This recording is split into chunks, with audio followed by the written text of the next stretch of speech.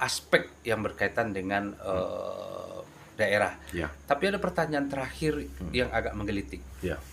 Sabara siap untuk kalah? Sabara siap untuk kalah ya. Ah, Jadi pertanyaan itu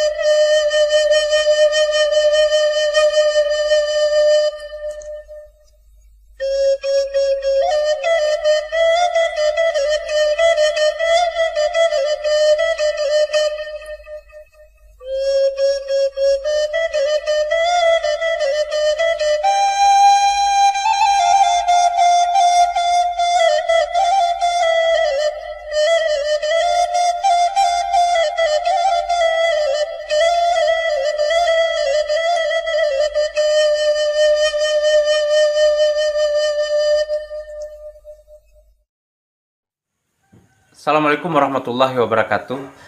Para pemirsa channel Palanta Rangmudo. Pada hari ini kita berada di Lasi, Kecamatan Canduang, Kabupaten Agam, bertemu dengan kandidat calon Bupati Kabupaten Agam 2020-2025 yang mengambil jalur independen. Beliau adalah Bapak Suhatril STMT, dan kita akan berbincang pada hari ini tentang ide, gagasan, dan pikiran beliau maju di Pilkada 2020-2025 ini. Dan tentu saja apa-apa yang beliau kemukakan ini akan menjadi pengetahuan bagi kita, pemahaman bagi kita bersama terhadap Kabupaten Agam ke depannya. Selamat siang Pak Suhatril. siang, Ustaz. Alhamdulillah kita sudah diterima siang ini untuk berbincang. Mungkin selalu di awal kami mengawali pembicaraan ini adalah tak kenal karena tak tahu karena tak ta'aruf. Dan hari ini Pak Suhatril termasuk yang fenomenal di Agam. Artinya adalah tiba-tiba selama ini tidak pernah dikenal, tidak tahu, kemudian muncul menjadi salah seorang kandidat bupati di Agam. Dan menjadi kandidat itu pun muncul melalui jalur independen dan belum ada sejarahnya di Agam. Kalau dulu di Bukit Tinggi Pak Ramlan, dan ini baru di Kabupaten Agam. Jadi mungkin kita awali Pak Suhatril untuk memperkenalkan diri, latar belakang di mana selama ini dan supaya pemirsa kita juga bisa lebih kenal gitu. Ya, terima kasih, Ustaz. Pertama sekali, Ambo menyampaikan terima kasih kepada Ustaz ke kawan-kawan yang lah meluangkan waktu untuk bersilaturahmi di Kejulasi kami sebut di Siko. Kemudian Ambo juga terima kasih channel Rangmudo. Palanta Rangmudo. Palanta Rangmudo lah bersedia pula untuk mewawancarai Ambo terkait dalam proses pilkada di Kabupaten Agam. Baik, sesuai jo cerita Bu Ustaz tadi, tak kenal Maka tak tahu. maka tak tahu maka tak aruf. Agak beda sih Ustaz ya. Iya. Jadi Ambo baca cerita seketik tentang pribadi Ambo. Nama Ambo Suhatril. Lahir di Nagari Lasi, Kecamatan Canduang, Kabupaten Agam, tahun 1982. Basic keluarga, sabananya kedua orang tua Ambo itu PNS. Ibu guru agama, Buya, kapal KUA dulu. Kapal KUA. Cuman dek karena kita tinggal di kampung, kehidupan kita ndak lapih dari aktivitas batani petaranak. Kemudian SD, ambo di SD Lasitu, SD 07 kalau kini namanya. Kemudian SMP lanjut ke SMP sampai Angke di Kota Tua. Kemudian SMA ambo ke SMA 1 Bukit Tinggi. Lulus tahun 2000, kemudian kuliah di Unan setahun di teknik mesin. Cuman merantau sebalik dapuanya lah Ustaz. Dia sekali seminggu pulang kampung, bawa barih, bawa samba. Kurang terasa merantaunya. Jadi tahun 2001 mau ulang lihat ujian, dapatlah di TB jurusan sama teknik mesin. Kemudian lulus di ITB, ambo sempat bekerja di perakitan kendaraan militer. Waktu itu pengembangan APC, Armored Personnel Carrier, kerjasama dengan Pindad. Udah sekitar 2 tahun ambo balik ke kampus kuliah S2 teknik perminyakan. Kemudian bekerja di perusahaan minyak, perusahaan oil and gas lah tipenya, cuman bidangnya gas, coalbed metan. 2005 balik, ambo memutuskan pulang kampung. Dia ada sekitar 15 tahun lah nak tinggal di kampung. Kemudian 2005 balik pulang kampung, ambo mulai petaranak. Betaranak sapi potong 1 tahun, kemudian lanjut ke sapi perah. Sapi perah sebagian dari produksi susu, kemudian kita coba molah menjadi keju. Itu yang kini disebut orang keju lasi. Nah, di tahun 2009 balik, bulan Januari Februari, ambo kurangnya tepatnya ambo diminta oleh Dinas Pertanian menjadi penyuluh pertanian swadaya. Penyuluh pertanian swadaya bidang peternakan. Jadi sejak itulah mulai banyak berkomunikasi dengan kawan-kawan penyuluh pertanian swadaya lainnya. Jadi di Agamku ada sekitar 253 penyuluh pertanian swadaya. Di penyuluh pertanian swadaya itu penyuluh dan tidak dibayar ya.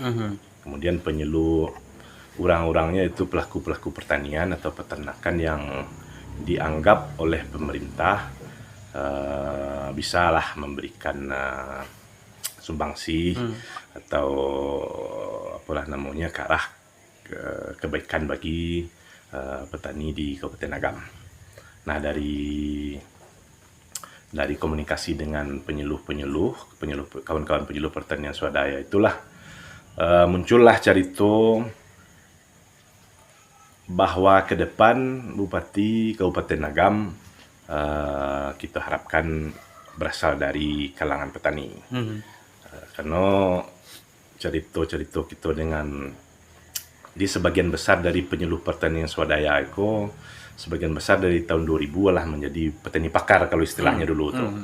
Nah, dari kawan-kawanku dari tahun 2000 lah mulai membuat apalah namanya organisasi atau segala macam yang mengharapkan kepala daerah Kabupaten Agam itu berasal dari kalangan petani murni, bukan anak petani tapi memang petani itu mana. Dilah do kawan-kawan itu pun sabananya lah do semacam gerakan lah atau perjuangan sekitar kalau dari tahun 2000 itu kan ada 9 balik tahun lah tiba. Cuman kalau penyampaian kawan-kawan waktu itu sampai tahun 2009 balik itu kita alun batamu. Figur yang bisa pas, bisa kita usung dan muah flow gitu. Nah, jadi dari situlah dari komunikasi itu bulan Mei kita putuskan dari permintaan kawan-kawan tadi itu diskusi-diskusi bulan Mei kita putuskan kita maju pilkada melalui jalur independen. Ya kalau cerita kita di tim mewakili petani lah, petani yang selama ko anggapan tim Pulau selama ko tidak diakomodir secara optimal oleh kepala daerah atau oleh pemerintah. Dan dalam perjalanan itulah kami mengumpulkan dukungan karena kita melalui jalur independen, kita mulai mengumpulkan dukungan, terkumpul KTP sebanyak lebih kurang sampai 10.000. Kemudian disortir segala macamnya sesuai dengan persyaratan KPU, kita hantarkan kalau tidak salah 35 sampai 36 ribu lah ke KPU. Kemudian di KPU sendiri ketika diserahkan persyaratan pendaftaran itu pun ada beberapa sekitar 1.000-an yang dinyatakan tidak sah lah gitu. Akhirnya kalau tidak salah kita punya lembar dukungan yang diterima oleh KPU untuk diverifikasi administrasi dan dilanjutkan verifikasi faktual itu sekitar 34.000. Nah, kini kok dalam proses sebenarnya proses verifikasi administrasi itulah selesai. Tanggal 26 kalau jadwal KPU yang sebelumnya yang telah ditetapkan itu mulai verifikasi faktual. Cuman beberapa hari kok kita menerima surat edaran bahwa tahapan pilkada serentak ditunda sampai jadwal yang tidak ditentukan. Karena virus corona. Karena virus corona. Menarik. Kok pilihannya independen?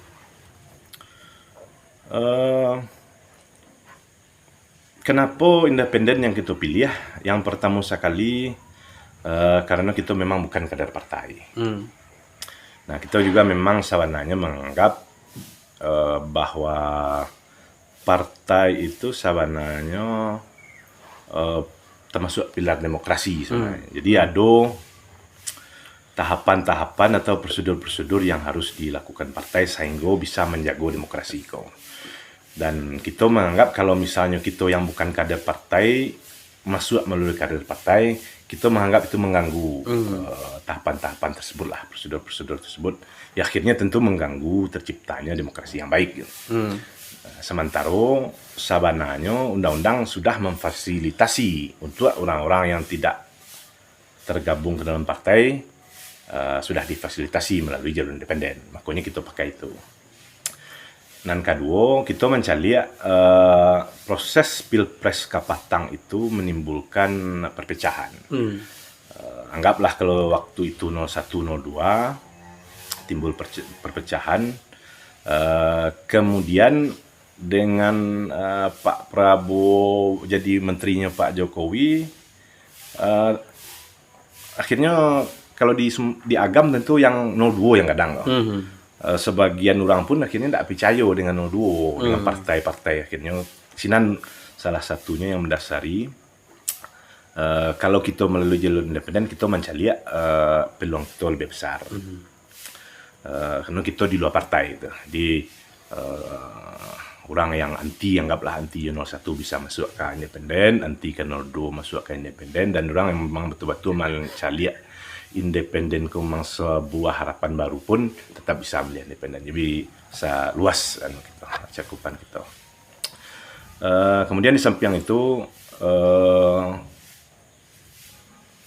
ya pemahaman kita nan awam di politik sakit banyak kita mencari kelemahan atau anggaplah kalau bisa dibilang kelambatan respon dari pemerintah terhadap persoalan-persoalan masyarakat. Mungkin ada unsur kepentingan di situ. Nah, salah satu kepentingan itu mungkin ada kepentingan partai di situ. Nah, kita ingin betul-betul ketika kita duduk sebagai kepala daerah nanti betul-betul kepentingan masyarakat yang ingin kita kedepankan. Untuk mengedepankan kepentingan masyarakat, kita cobalah mengurangilah potensi-potensi yang kira-kira mungkin bisa menimbulkan keterlambatan respon tersebut. Mungkin itu kira-kira, Ustaz. Pak Swatril pulang tahun 2000. 2005 balik. 2005 balik. Berarti lah ada kalau 2019 start berarti ada sampai tahun. Sampai tahun. Sampai tahun mengamati Kabupaten Agam, Ya. mengamati masyarakat. Apa persoalan yang nampak di Pak Suhatril tentang agama itu sehingga namuah dicalonkan, didorong maju menjadi bupati dek kawan-kawan petani tadi. Ya. Apa yang nampak persoalannya? Selama sampai tahun itu kita memang lebih banyak waktu tak pakai untuk usaha peternakan. Nah, usaha peternakan itu kan memang pertanian, jadi banyak aja lah kawan-kawan petani yang datang kemari kasihku untuk berdiskusi bahas pertanian kita saat kini, bahas potensi pertanian kita ke depan. Nah, dari diskusi-diskusi itu kita mencari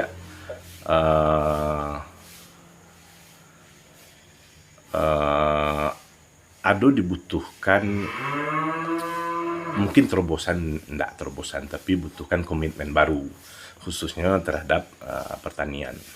Kalau secara umum sebenarnya terhadap perekonomian, ya memang mungkin lebih memfokuskan kepada isu ekonomi.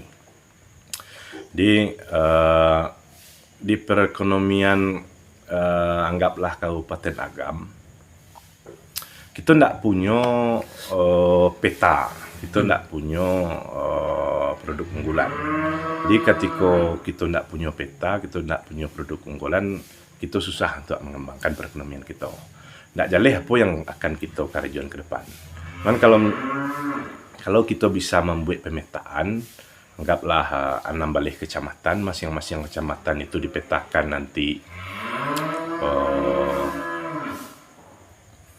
potensi-potensinya. Nanti dari potensi itulah nanti bisa kita fokus pengembangannya. Sebenarnya persoalan utama itu sebenarnya kan sebenarnya persoalan pemasaran, baik itu pertanian, peternakan, atau UKM sebenarnya. Dan tidak bisa perlu kita pungkiri sebenarnya ekonomi kita dibangun oleh 3 hal tadi.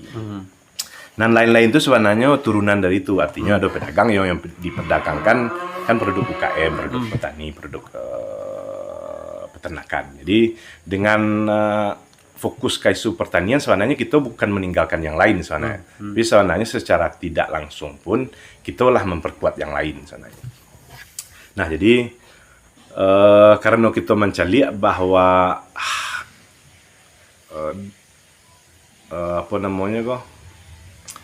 hal kunci itu mana yang ditinggal, yang belum tersentuh, dan kalau sekiranya kuncinya itu yang mendasar, persoalan mendasar itu tidak diselesaikan, akan sulit kita mengembangkan persoalan potensi-potensi Kabupaten Agam. Jadi itulah kira-kira yang mendasari, karena kita mencari sampai saat kini persoalan dasar itu bantuannya, kalau pemahaman kami dari petani, alun ada 2, bisa jadi alun dipahami, tapi mungkin ketik kemungkinannya. Tapi yang paling kadang kemungkinannya komitmen dari pemerintah untuk mengeksekusi pemahaman tersebut alun ado. Nah, kita ingin mengeksekusi pemahaman tersebut, bahwa dibagi potensi, dipetakan potensinya.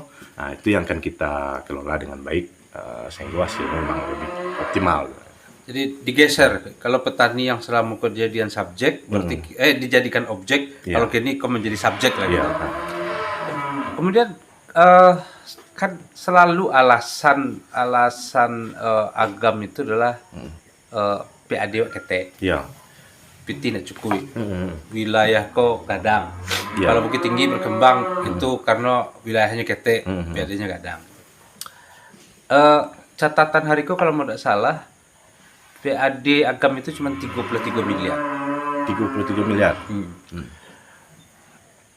Baca Pak Suhatril, kalau seandainya Allah takdirkan bisa jadi bupati, bisa meningkatkan PAD itu. Iya. Dan baca lihat PAD Agam itu kalau tidak salah, kalau tidak salah membaca sepintas lalu itu kalau lebih besar itu dari retribusi. Jadi apa yang nampak di Pak Suatril untuk melihat PAD itu? Ya. Nomor satu, ambo tidak menceliak persoalan PAD ke persoalan sana. Itu satu dulu. Nah, kita menceliak soalnya persoalan di masyarakat itu kesejahteraan mereka. Di isu yang kita angkat pertama itu memang isu kesejahteraan. Satu, kesejahteraan. Kalau tidak bisa kita pungkiri bahwa yang paling banyak memang masyarakat kita petani. Tentu ketika kesejahteraan petani ditingkatkan, kalau dari segi statistik itu tuh secara otomatis kesejahteraan agama akan meningkat. Jadi kalau misalnya kalau data BPS yang mau baca terakhir itu kalau tidak salah itu 38% itu petani masyarakat agam. Cuman kalau mau menilai yang 38% itu mungkin petani yang betul-betul petani. Sementara masih banyak guru-guru yang di samping profesinya PNS atau gurunya masih bertani. Kemudian masih banyak pedagang-pedagang walaupun berdagang masih ada kegiatan aktivitas pertanian. Masih ada tukang-tukang atau segala macamnya masih petani. Jadi kalau mau menceliak mungkin lebih dari 60 atau 70% mungkin ada keterkaitan masyarakat agam itu dengan pertanian. Nah, ketika pertanian itu dibangun, tentu akan meningkatkan kesejahteraan mereka, walaupun tidak menjadi PAD bagi kabupaten. Itu satu dulu. Nah, strategi yang bisa kita gunakan, yang pertama sekali memang pemetaan itu tadi dulu harus dikelola dengan baik potensi itu. Kemudian ketika sudah dipetakan, disiapkan pasarnya. Pasar itu nanti seringkali sangat berhubungan dengan satu adalah jaringan, kemudian dengan pengolahan pasca panen. Menceliak sampai saat ini jaringan yang dibangun oleh pemerintah masih kurang. Yang terbangun itu adalah yang dibangun oleh pedagang. Seringkali jaringan yang dibangun oleh pedagang kurang menguntungkan bagi petani. Seringkali hanya menguntungkan pada pedagang. Nah, itu mungkin salah satunya. Jadi nanti ke depan memang harus ada distribusi produk-produk Kabupaten Agam itu ada peran pemerintah di situ. Apakah ke Pekanbaru, ke Batam, ke Jawa, ke Medan, ke Aceh, ada peran pemerintah di situ deh. Mungkin melalui koperasi atau Bumnak nanti bisa di situ, atau BUMD sekalipun bisa dipelajari kemudian diceliak yang paling cocok. Kemudian pengolahan pasca panen. Kalau kita bercerita produk-produk pertanian atau peternakan seringkali itu terkendala dengan umur biasanya. Nah, untuk mengatasi itu umur, kemudahan distribusi, kemudahan penyimpanan itu seringkali yang menjadi persoalan. Nah, persoalan itu bisa diselesaikan dengan pengolahan pasca panen. Nah, dengan dulu itu sebenarnya dipetakan potensi, didorong potensi-potensi itu oleh pemerintah, dia berkembang, pasarnya dijamin, kemudian ada pengolahan pasca panen.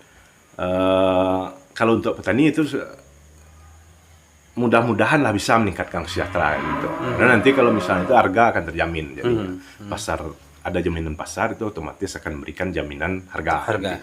Jadi tidak bisa harga fluktuasi itu tinggi itu tidak bisa lah gitu. Kalau lah strategi seperti itu. Nah, kemudian UKM kalau di Teh Karateh Kabupaten Agam itu punya 16.000 UKM.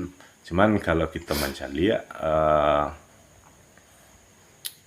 kebetulan Ambo tergabung di Forum UKM Agam sekitar 3 tahun, masih alun tapik lah pengembangan atau pembinaan terhadap UKM. Nah, kalau pola itu dirubah, tentu itu bisa meningkatkan kesejahteraan.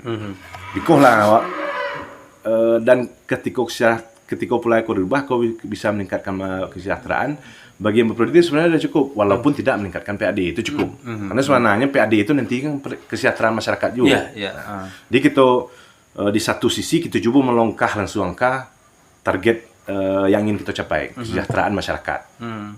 Itu jadi dan kemudian mungkin pariwisata memang harus kita kan potensi itu kan tidak bisa pula kita pungkiri bahwa keberadaan begitu tinggi di pusat Kabupaten Agam itu sebenarnya bisa sangat mendukung pariwisata Agam kalau kita jeli melihat peluang, melihat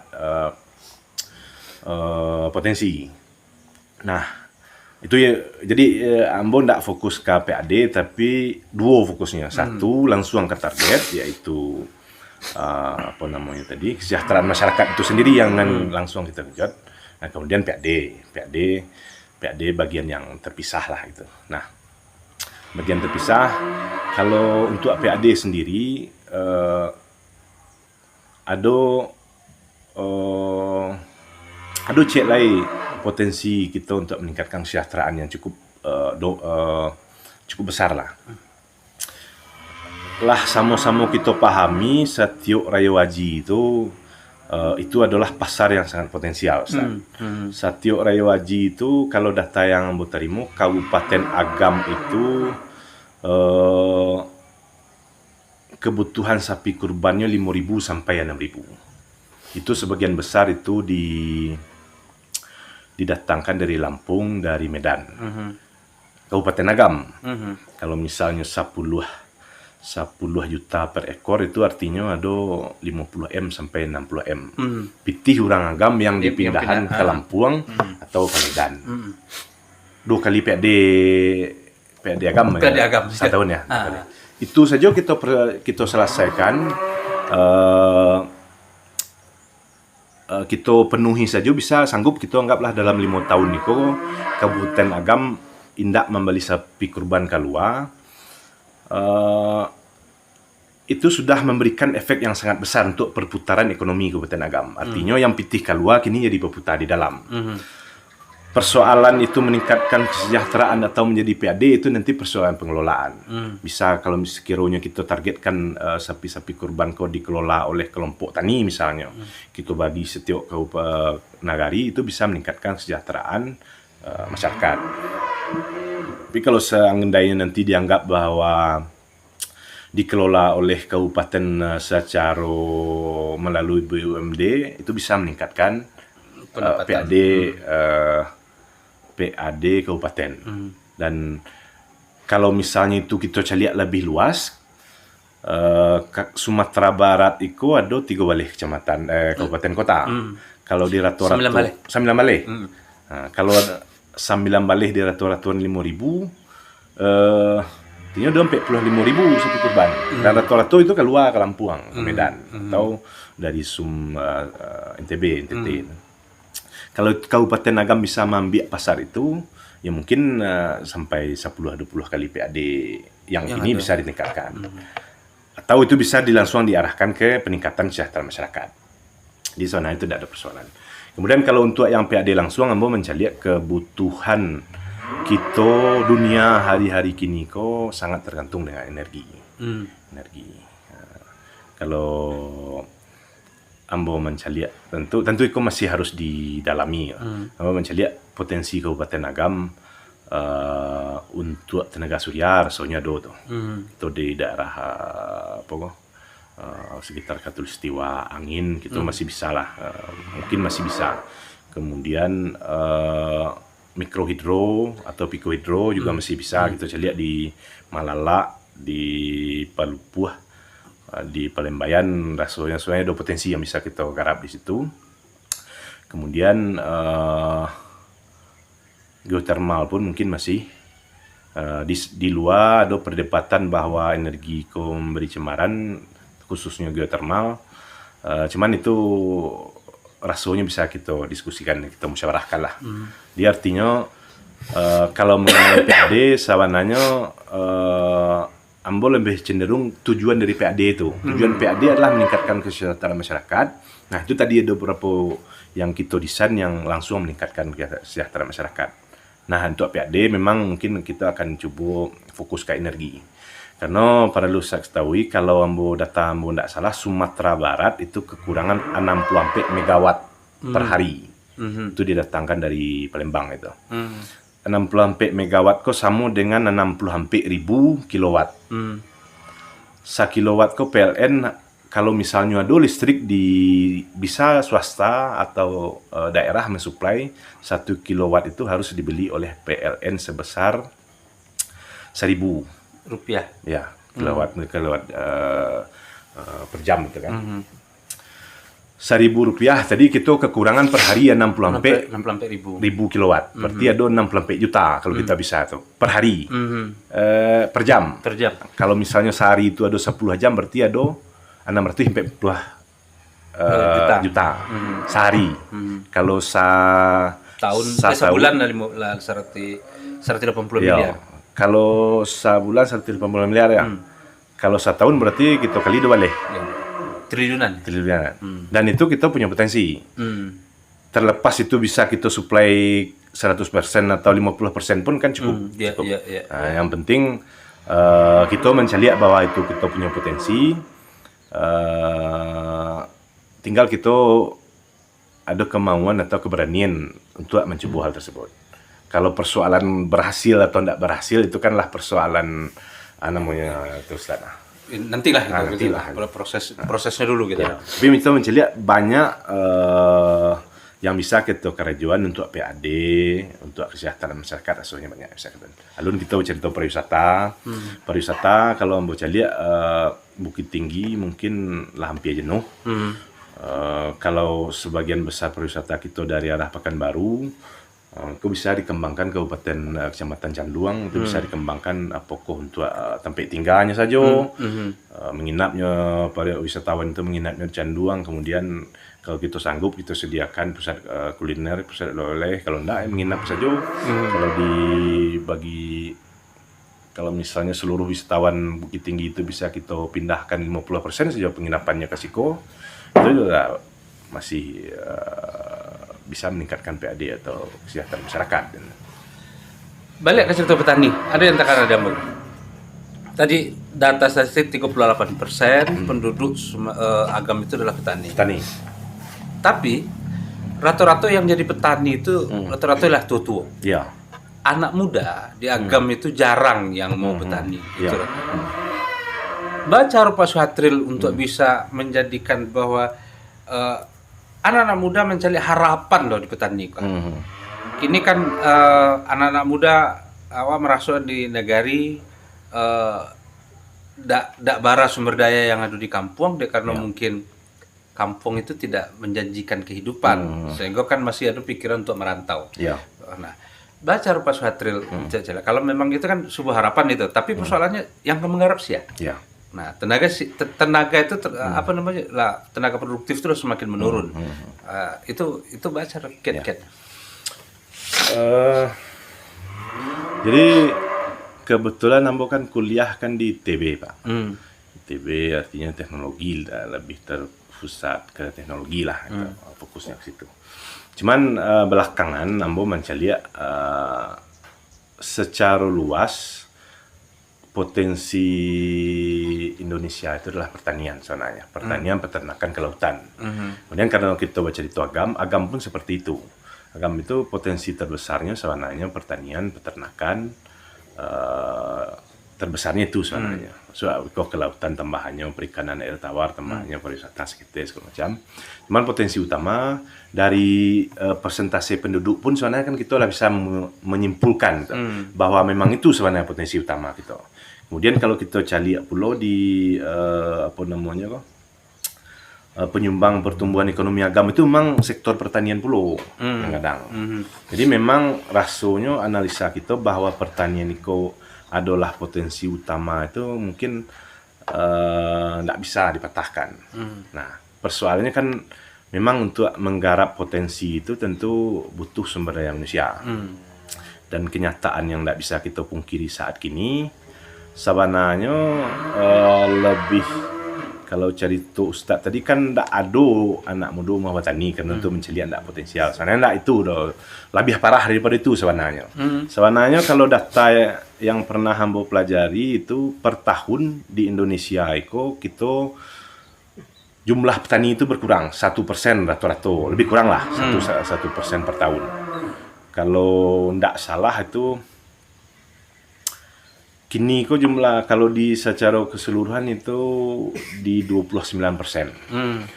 Kalau ikut tren seperti itu tidak pernah kita ganggu, bahwa setiap tahun akan menurun lebih kurang 1%, ya bisa jadi 29 tahun lain atau 30 tahun lain Indonesia tidak punya petani. Kalau kita tidak punya petani, mungkin sangat riskan terhadap ketahanan bangsa. Karena itu kan persoalan pangan.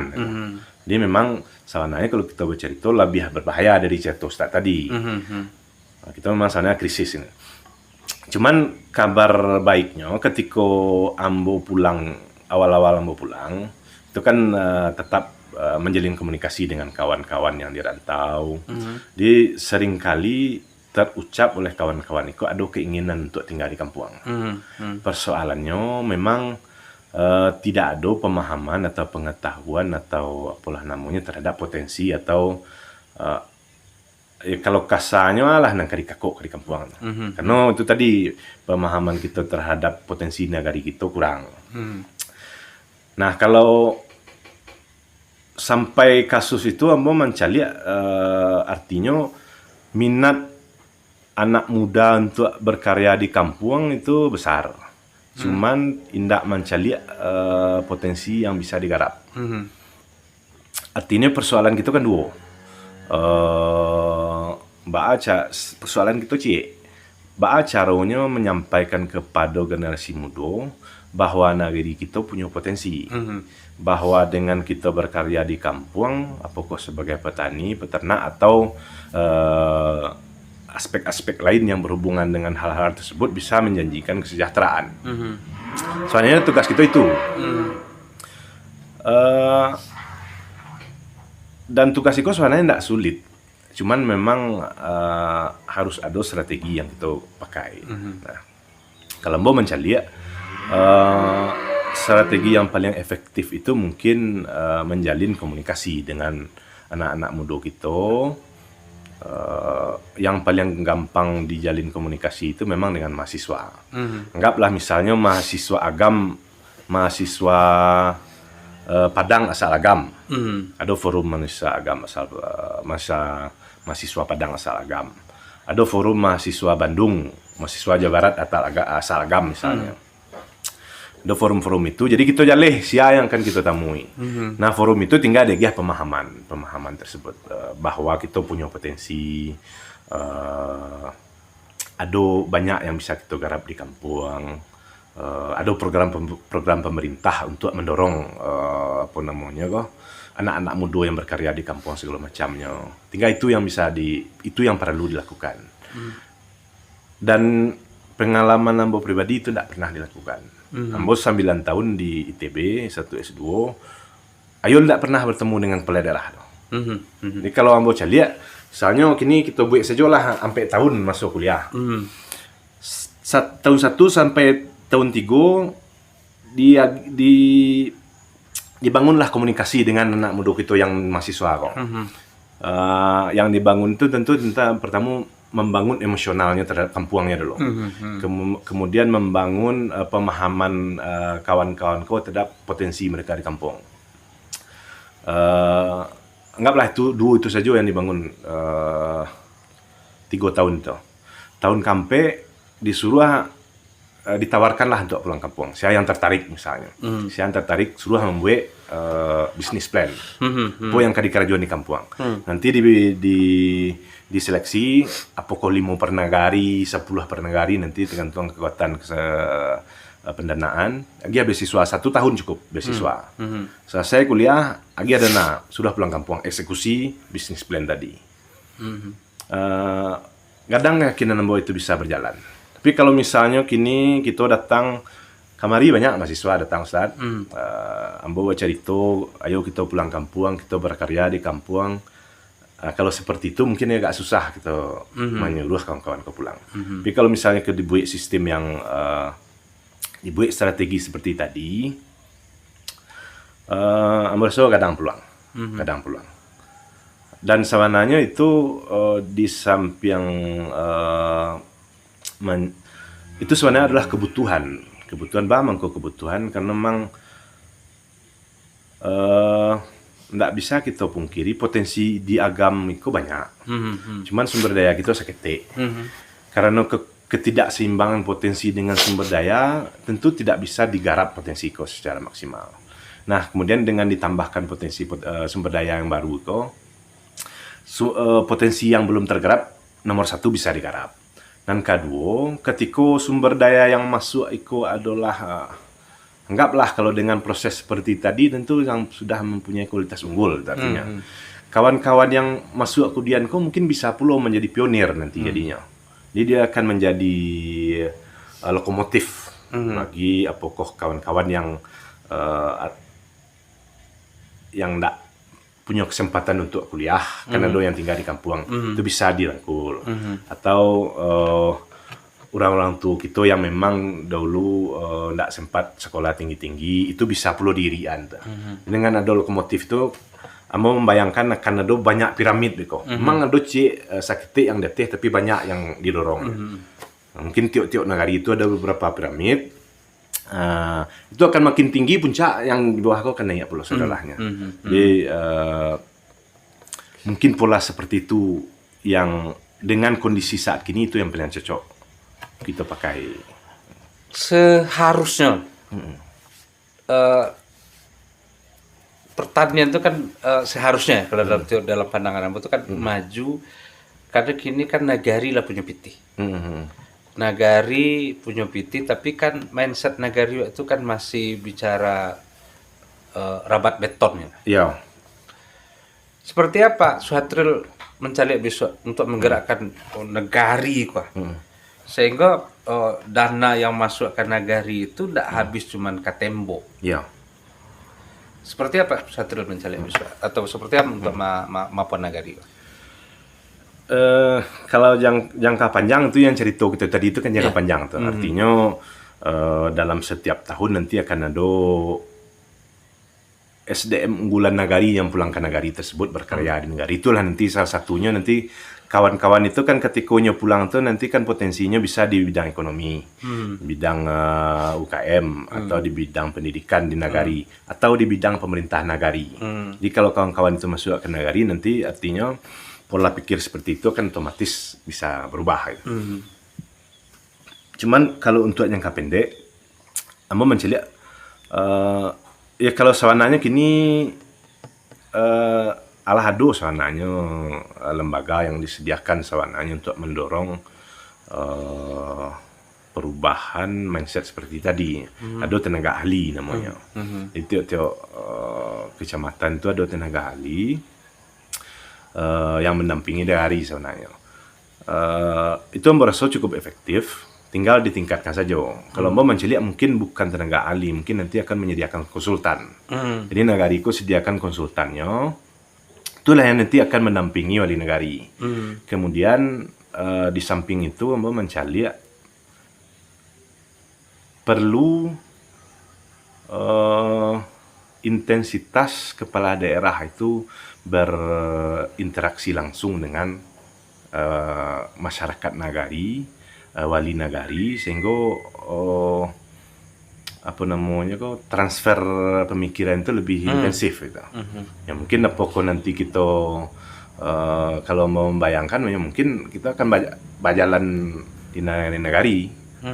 Adalah komunikasi intensif itu apa persoalan apa yang bisa kita lakukan. Mau mencari sebenarnya ke depan kepala pemerintah daerah mungkin akan menjadi fasilitator, eksekutor mungkin nagari. Atau kalau misalnya kita pakai istilah otonomi, mungkin otonomi nagari, mungkin bisa. Jadi apa kebijakan itu memang kita serahkan ke nagari, tapi didampingi. Jadi apa yang kebutuhan nagari memang itulah anunya. Pemerintah daerah memfasilitasi. Jadi betul-betul button up gitu ya. Itu. Ya kalau itu kan sebenarnya isu adat selingkah nagari kan situ. Ini kok pemerintah selingkah nagari. Kalau kita ada tadi ya mungkin apakah otonomisasi nagari atau pola istilah mungkin kira seperti itu menurut saya. Bergeser Pak, cerita Kostel. Karena memang kalau cerita kepala daerah kan banyak isu, banyak isu. Kalau sambil minum susu ala jadi kru nonton saja.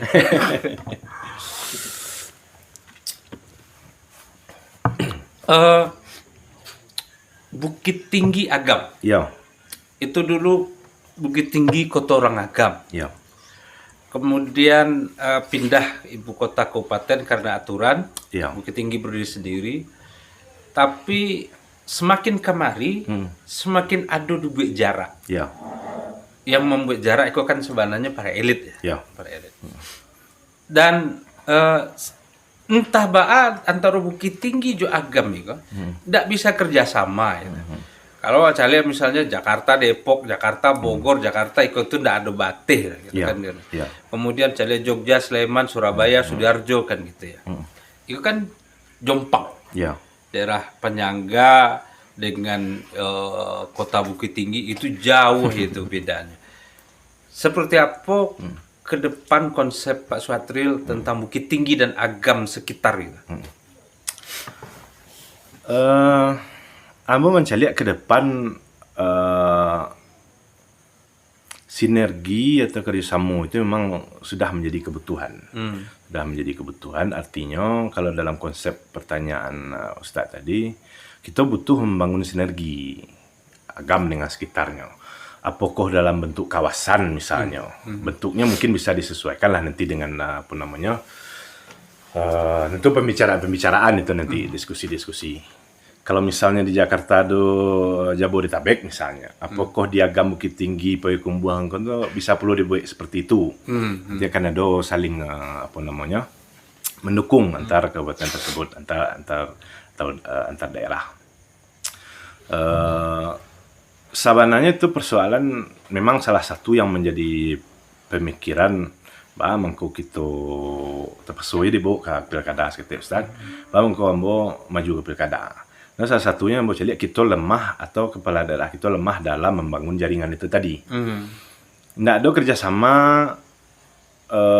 Kabupaten Agam dengan Bukit Tinggi.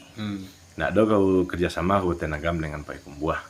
Padahal soalnya kalau misalnya tiuk-tiuk kabupaten kota di Sumatera Barat kok bisa dijalin kerjasama sebenarnya, ambillah kita bercerita kawasan dulu lah, bercerita perdagangan saja lah. Artinya kan produk itu kan bisa silang bertukar. Kita bisa membuat komitmen bahwa apapun yang ada di daerah kita beli daerah kita.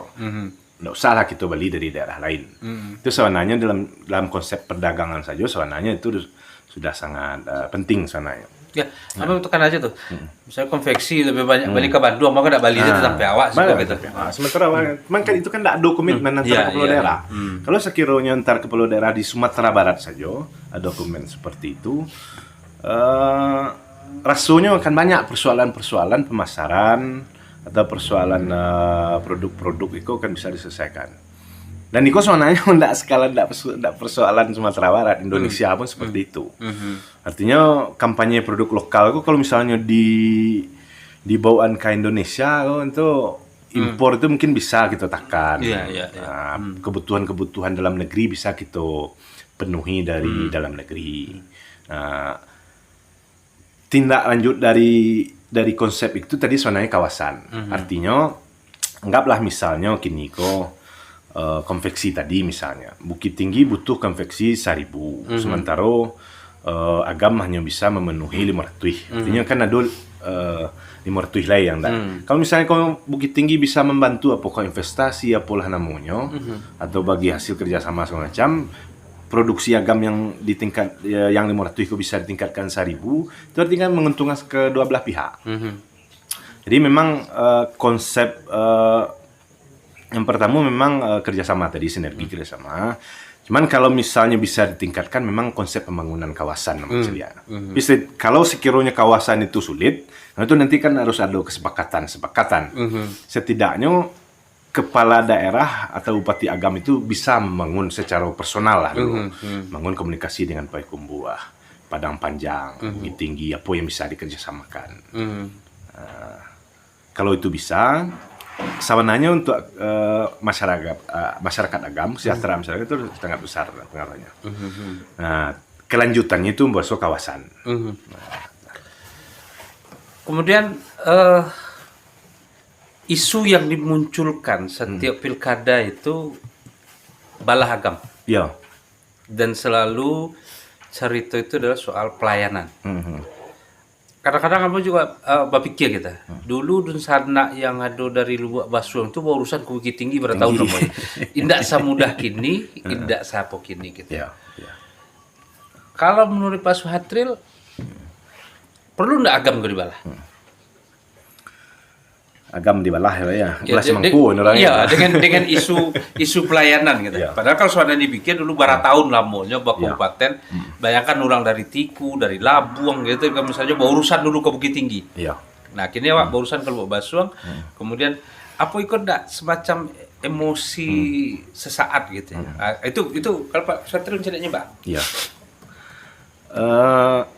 Amba mencoba mencari persoalan itu dari akarnya, Pak. Dia akarnya. Kalau sakira kini menjadi akar, kenapa muncul isu balah agam itu dari persoalan birokrasi? Yang itu yang harus diselesaikan, birokrasinya. Kalau misalnya isunya ekonominya kita selesaikan.